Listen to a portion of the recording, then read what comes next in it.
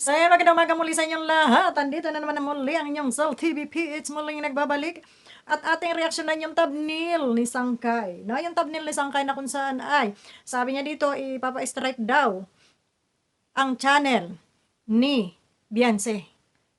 Strike 3 kagad. Paano naman mai-strike? At ito pala ay kinuha niya doon sa live ni Dr. Lab na kung saan ito nireaksyonan ni Maymay at nireaksyonan ni Sangkay at reaksyon ni Dr. Lab, opinion ni Dr. Lab patungkol ito kay Bupil doon sa panghahack daw di umano ng mga account, no? Tapos nireaksyonan at ito na yung reaksyon ni Sangkay na kung saan ay ang title niya, channel ni Beyonce ipapa-strike 3 daw. Daw. May daw ha. So walang kasiguraduhan to kasi may daw.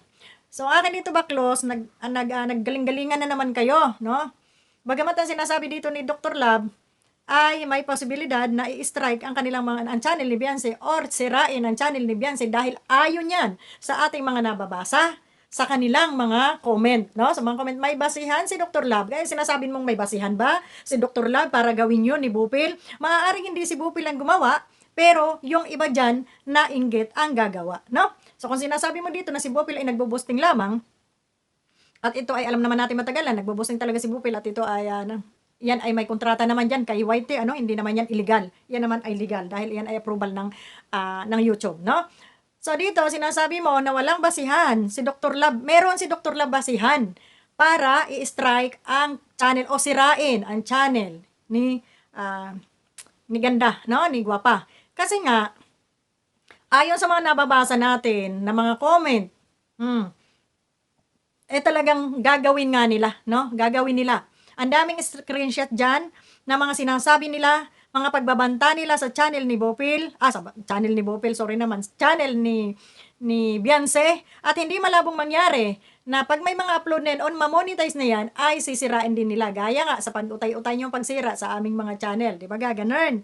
So ayan, ramdam namin yan na inyong sinasabotahe ang aming mga channel. Pero wala kaming pakialam dyan. Konsensya nyo na yan. So yung iba dyan, walang pakialam, yung iba dyan, walang mga puso, walang mga kaluluwa, kaya nagagawa nila yung ganun. Pero may balik naman yun sa inyo, sa totoo lang may balik sa inyo. So about dun sa sinasabi ni Dr. Lab na sisirain ni Bupil ang channel, maaring dun lang pinunto pinoint ni Dr. Lab dahil dun lang siya galit. Pero ang totoo, na andyan maraming galit sa channel, maraming galit, maraming inggit sa channel ni Beyonce, na ayaw talaga nila magkaroon ng channel si Beyonce dahil ayaw nila na baka kumita rin yung bata, no? Masapawan sila. Dahil nga, kung napanood nyo yung ni Kuya Bal na ang purpose daw ni Beyonce para daw mag-live at mag ng channel para din daw ba kumita. Parang ang tingin ba, sa lagay ba, wala nang karapatan yung mga taong yun na gusto rin kumita nila. Total naman, wala pang channel si Beyonce, pinagkakakitaan na ng marami. Pinagkakakitaan na ng marami, 24/7, araw-gabi, may bumabanat sa araw, may bumabanat sa gabi. May kumikita sa araw, may kumikita sa gabi. Aminin natin lahat yan dahil nakikita natin na hindi kayo magkamayaw sa inyong mga post, dyan sa inyong mga social media account. At lahat yan ay kumikita yan, no? At bukod pa dun sa kumikita kayo, paninirang to the max ang inyong ginagawa, di ba? So anong gagawin ni Beyonce? Kung ako kay Beyonce, ganun din ang gagawin ko. Kaysa naman kayo lang yung kumita, pinagkakakitaan niyo ako, bakit hindi ako gumawa ng channel ko para pagkakitaan ko rin kayo at lumaban sa inyo, no? Di ba? Yun ang mahirap sa atin eh. Gusto niyo kayo lang yung mabuhay, no? About yan sa alitan ni Dr. Lab at ni Bupil, labas tayo dyan. Ginusto nila yan, mag-away sila. Kung ano yung mga consequence yan, harapin nila. At wala naman tayong pakialam dyan. Hindi tayo pwedeng dumipad dyan pag nandun na sila sa kasuhan o magbaranggayan sila magkasuhan, hindi tayo pwedeng dumipad dyan. Dahil iyan ay para na lang yun sa kanilang dalawa at hindi na pwedeng sumausaw yung mga kagaya natin, no? So, kaya nila yan. So, ngayon, meron lang tayo dito babasahin mga guys. Meron tayong babasahin dito sa ini-share ni Igurutang Probinsyana. Ay, sisikat pa to eh. Pero okay lang. Sabi niya, may point dito si Madam, lahat ng minarkahan mo, plakado yan sa batas. Recorded lahat, lalo na may pinirmahan ka. Ang dami pa naman niya at dinamay, sabi ng mga sismosa. Ano daw ito? Kumbaga, plakado na raw si Beyonce na kung mag-a-apply daw ng trabaho ay maaaring ikasira daw ni Beyonce itong kanyang pagdidemanda o pagsusumbong sa korte o sa kanyang paghanap ng kanyang hustisya. Kasi may nag-comment dito, may nagpo. Sabi dito, babasahin ko bago natin reaksyonan. Kapag puro kaso ang gagawin mo ay kawawa ka. Pagdating ng panahon na nag-apply ka ng trabaho, dami mong record. Makikita yan sa Civil Service Commission. Kapag puro kaso ang inaksikaso ni Beyonce, ay magiging kawawa si Beyonce. Sa tingin nyo ba kung sa inyo mangyari ito, pababayaan nyo na lang, hindi na lang kayo i-make? Tuloy natin. Sa Civil Service Commission, di ka ma-hire kasi may kaso ka. Ang tanga-tanga mo sa nag-comment na ito, hindi ka ma-hire dahil may kaso ka. Ito bang si Beyonce ay, siya ba yung ano dito? Siya ba yung kinasuhan dito? Ang tanga nyo, siya ba yung kriminal dito? Siya yung nagpakaso dito. At anong koneksyon niya sa magiging trabaho niya? Pambihira kayo. Wag niyong ituri, ay wag niyo, yung mga kabubuhan niyo kasi, wag niyo munang pinapangunahan, no? Wag niyong ginagamit kagad nang wala namang kasiguraduhan. Sabagay, kabubuhan nga eh. Diba? So, tuloy natin.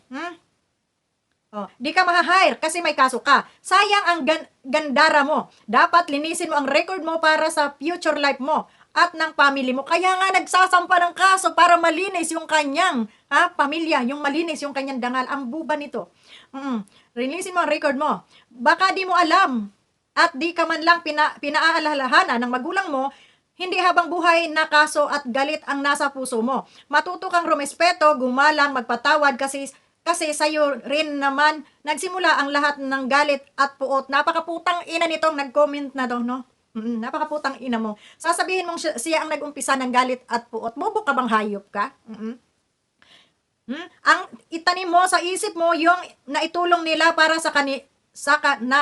ang itanim mo sa isip mo yung naitulong nila para ka nakilala. Ang putang inang tulong na naman ang binabanggit. Mamaya natin reaksyon niyan.